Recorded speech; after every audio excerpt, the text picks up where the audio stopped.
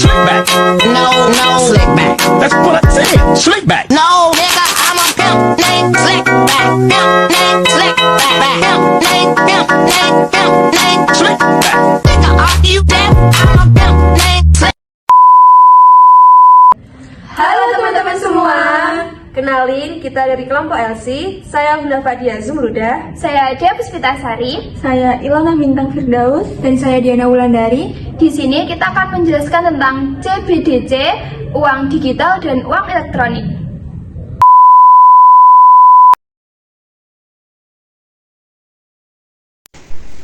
Oke, jadi yang pertama kita perlu tahu apa sih pengertian dari CBDC itu. Nah, CBDC itu adalah Central Bank Digital Currency yang disingkat menjadi CBDC. Adalah uang digital yang diterbitkan dan peredarannya itu dikontrol oleh bank sentral dan digunakan sebagai alat pembayaran yang sah untuk menggantikan uang kartal. Nah, jadi CBDC ini ialah sebagai representasi digital dari mata uang suatu negara nih, teman-teman. Dan CBDC itu sudah memenuhi 3 fungsi dasar uang, yaitu yang pertama sebagai alat penyimpan nilai atau store of value, yang kedua sebagai alat pembayaran atau medium of exchange, yang ketiga yaitu alat pengukur nilai barang dan jasa atau unit of account. Tujuan CBDC adalah untuk memperdalam siklus keuangan dengan menyediakan akses terhadap layanan keuangan kepada masyarakat yang tidak bisa mengaksesnya melalui siklus keuangan tradisional. CBDC juga memungkinkan transfer uang internasional dengan biaya lebih rendah dan cepat dibandingkan melalui tradisional. Selain itu, keamanan sistem blockchain CBDC meningkatkan keamanan transaksi.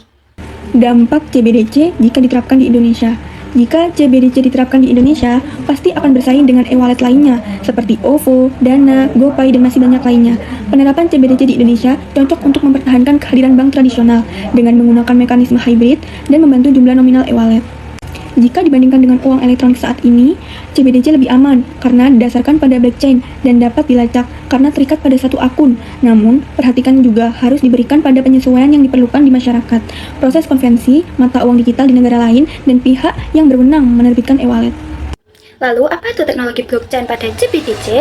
Nah, di sini CBDC menggunakan private blockchain, di mana identitas pengguna CBDC dikaitkan dengan rekening bank mereka dan berfungsi sebagai alat pembayaran biasa.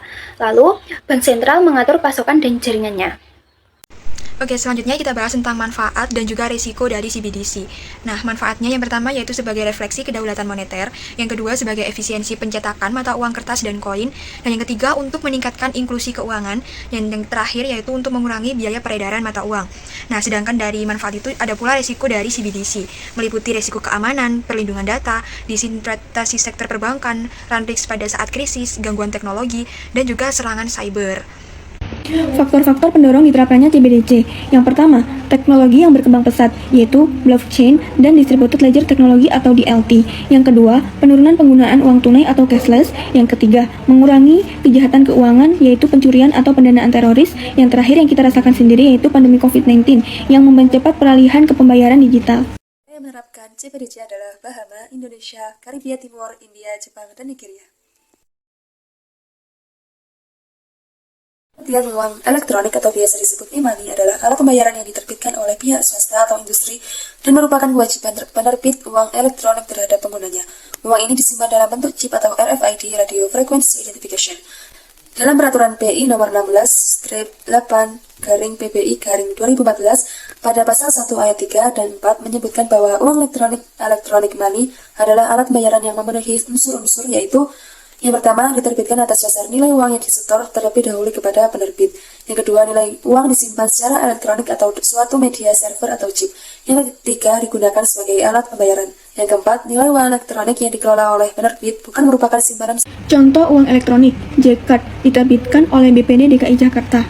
Yang kedua, T-Money, ponsel dan kartu diterbitkan oleh PT Telekomunikasi Indonesia. Yang ketiga, Megan Mobil dan Megan Cash diterbitkan oleh Bank Mega. Yang keempat, Brizi kartu dan Mo Cash ponsel diterbitkan oleh Bank BRI. Yang terakhir, Top Cash kartu diterbitkan oleh Bank BNI dan masih banyak lainnya. Kelebihan uang elektronik sendiri itu satu, lebih praktis, cepat, fleksibel, dan nyaman daripada uang tunai. Kedua, tidak memerlukan media tempat seperti uang tunai karena berbentuk kartu dan ponsel. Ketiga, tidak membutuhkan uang kembalian. Keempat, tidak memerlukan tanda tangan atau PIN. Sedangkan kekurangan dari uang elektronik sendiri itu adalah satu, ketika kartu atau ponsel hilang, otomatis uang elektronik tidak bisa diselamatkan nominalnya. Dan yang kedua, tidak bisa digunakan untuk semua tempat transaksi keuangan. Ketiga, tidak dijamin oleh LPS atau lembaga pinjaman simpanan. Pengertian, mata uang digital hanya tersedia dalam bentuk digital atau elektronik. Mata uang digital juga sering disebut sebagai electronic currency atau cyber cash. Mata uang digital tidak berwujud dan hanya bisa ditransaksikan menggunakan komputer atau smartphone yang terhubung dengan internet. Layaknya uang konvensional, uang digital dapat digunakan untuk beli barang serta bayar layanan dan tagihan tertentu. Karakteristik.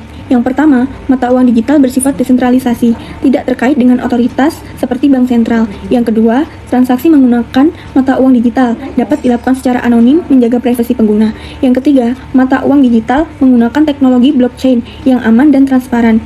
Yang keempat, mata uang digital dapat ditransfer dengan cepat dan biaya yang lebih murah atau rendah. Yang kelima, mata uang digital dapat digunakan secara global tanpa batasan geografis. Nah, oke, next kita bahas tentang kelebihan dan juga kekurangan dari adanya CBDC ini. Nah, untuk kelebihan yang pertama, yaitu praktis pastinya, karena hanya menggunakan sebuah smartphone, kita bisa bertransaksi dan juga mengirimkan uang. Yang kedua, transaksinya itu lebih cepat, tidak perlu membuka dompet, kita hanya tinggal buka aplikasi penyedia layanannya, kemudian scan barcode yang telah disediakan di merchant-merchant itu untuk melakukan pembayaran. Nah, yang ketiga, terhindar dari resiko peredaran uang palsu. Meminimalisir resiko tersebut, mengingat semua transaksinya itu dilakukan secara digital melalui aplikasi, jadi udah langsung terekam. Nah, untuk kekurangannya sendiri, yaitu yang pertama, memicu gaya hidup konsumtif. Karena dengan banyaknya promo yang menarik yang disediakan oleh merchant-merchant yang tergabung, itu akan membuat pengguna sulit untuk menahan perilaku konsumtif dan juga impulsif. Yang kedua, adanya biaya dan tarif. Penggunaan uang elektronik mungkin menimbulkan biaya tertentu, seperti biaya admin dan juga tarif transaksi. Yang ketiga, tentang keamanan data. Nah, kendati dilengkapi fitur keamanan, resiko kebocoran data dan juga peretasan pun tetap ada. Jadi pengguna harus selalu berhati-hati dalam melindungi informasi pribadinya. Nah, oke, berikutnya adalah contoh-contoh dari uang digital. Nah, di sini disebutkan ada 4 ya teman-teman, yaitu Bayarin, GoPay, Link Aja, dan juga Dana. Tapi di luar itu masih banyak banget contoh-contoh dari uang digital. Salah satunya ada OVO dan juga ShopeePay. Jadi, yang sering kita pakai setiap hari itu semua adalah contoh-contoh dari uang digital. Nah, oke, mungkin sekian dari kelompok kami. Apabila ada salah kata, kami memohon maaf yang sebesar-besarnya. Dan wassalamualaikum warahmatullahi wabarakatuh.